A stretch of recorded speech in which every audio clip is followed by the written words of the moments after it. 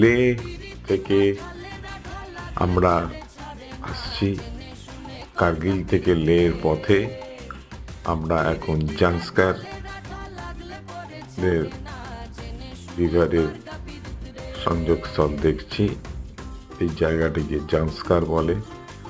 দুটি নদীর সঙ্গমস্থল আপনারা দেখতে পাচ্ছেন, একদিকে ইন্দাস আর একদিকে জাংস্কার।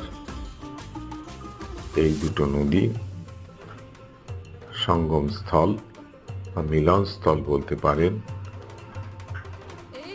অপরূপ সৌন্দর্য আপনারা দেশ সামনে তুলে ধরেছি, আপনারা উপভোগ করছেন।